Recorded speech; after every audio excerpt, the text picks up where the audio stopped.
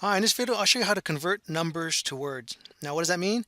Let's say, for example, you have the number 1 here, and it's spelled out here. 1, same for number 2, and it's spelled out TWO. So this is a solution I found actually on the Microsoft website. So stay tuned to check it out.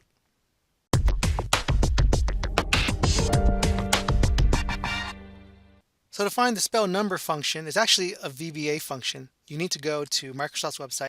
So here I am with an open browser. I'll just type in spell number Excel, and this should take me to the Microsoft site. Make sure it's at support.microsoft.com. This is where we can collect the code for that spell number function. So you can just read through this, and the code is actually right here. Take this copy, just select all that, and then select it all the way up to the end where it says end function. Control C to copy. Go back into Excel. Here I am back in Excel, and go to Developer and Visual Basic. It's going to open up the Visual Basic application, and here it'll open up the Visual Basic window. Go to Insert, Module. We have a new module window open. Control V to paste, and now we can just close this. And you're going to notice now when I type equal and spell, it's got that function. So it's got that function available, and now I can put it in here. So let's delete this. I can type equal spell number and reference this cell here, close parentheses, and enter. And once I enter it, you'll find that there might be an error, right? And so it's going to open back up the Visual Basic application, the VBA window, and it's got some errors.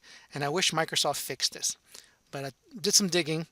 And please don't ask me any VBA questions because I am not a VBA person. But I did some tweaking around, looking around, and found some ways to fix this. So it has a compile error. And what you need to do is there's some things that are just shouldn't be there, like this underscore. So delete that. Close this, and let's see if we can run it again. And once I close that, you can see that it seemed like it ran. And if I pull this down, looks okay, $2 and no cents. And that's one thing you have to think about is this particular VBA script, this VBA, it makes it into monetary. So we have a 1 is going to think it's $1, right? We can change that later on. And there's actually easy way to do this. But if I decide to have other numbers, let's put a random number generator here, random between. Let's do random between 0 and maybe million. 1 to 3 zeros. Close parentheses, and let's have this generate a couple numbers here and pull this down to copy that function. And now you notice there's another error. Okay, let's do some more troubleshooting, and at least it points us in the right place. And here is another place where we have that underscore which we need to remove, right? And we say cancel. We need to remove that underscore, delete. And we say yeah, okay, and delete that, and click OK. And this particular line should be right here. So I'm going to press delete a couple times to bring that right back up. Close this now. And yes, click OK. And that takes us back into Excel. And it seems to have fixed it because those underscores and that line that should have been brought back up to that particular part of that code should have been there, not in that line, not the next line. So there's some areas in that code that need to be fixed. I hope Microsoft fixes that. But let's say that I have other items here. Let's say I did ran between. Let's make sure this works. Ran between maybe 0 and maybe 100 million. And let's see if that works. Bigger numbers. Let's put 2. And pull this down. And it works. Whoa! And look at that. We have, but it's in terms of dollars and cents. If this is something that you don't want there, you could just remove it, right? When you think about it, all I need to do, I can take a formula approach to this, and let's double click that. What I can do is I can look for anything that says dollars. These are all whole numbers, so I can look for anything that says dollars. Find space. I can just get rid of, don't have the space. The dollars, or just dollar, that's fine. Find dollar in this text. comma, find dollar, comma, in this text. Press enter. So the word dollar, let's double click this to bring the formula down. The word dollar shows up in the fifth character here, in the 43rd character here. And with that in mind, what I can do is take another function, left, take this text. So I want to select this text, and how many characters do I want to keep? I'll keep up to 5. That one. Press enter. Oh, maybe not 5. Actually, what I can do here is I can just have that space, because there's always going to be a space in front of the dollar. So press enter there. So 4 characters. And you see how it took care of that. Double click to fill this down. That will take care of that one. Double click this one to fill it down. Now I have my numbers that are converted into words. Well, what if these were decimals? Let's say, for example, we had 1.45.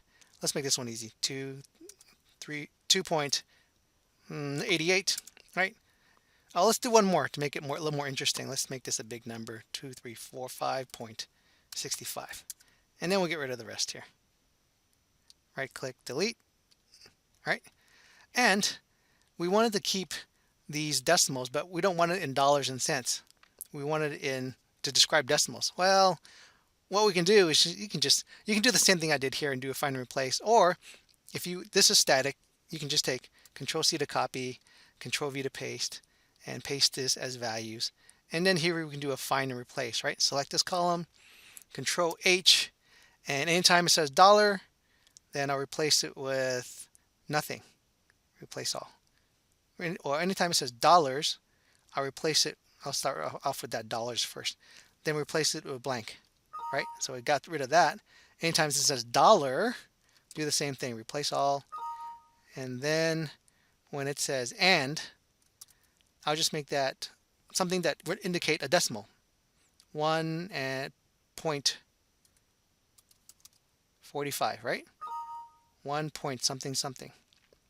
And for the cents, we'll just get rid of those, right? Cents, and we'll just make that blank. Replace all, right? Click OK, close, and we have our descriptive text for our numbers. 1.45, 2.88, 2,355.65, right? So we can do it that way. Another way we can do it, let's say that we are not in dollars and cents. Let's say for our English friends in the UK, it's pounds and pence, right? Or quids and pence. I can Control C to copy, Control V to paste as values. And instead of a dollar, we'll do Control H. So we have our dollars, and then here we can go pounds, replace all, right? And then we have $1, so we say $1 and £1, replace all, right? So we got £1 and 45 cents. Well, they don't use cents, right? They use pence. So instead of saying cents, we can say pence or p, right? Click close, and then we have our text that was converted from numbers. So big shout out to Microsoft for putting that on their website. I think that's been on there actually for a long time, but I wish they'd get that underscore stuff fixed so we don't have to figure it out and we can just copy and paste it in here. But that's the way that you can convert numbers to text. So I hope that helps. Thanks for watching.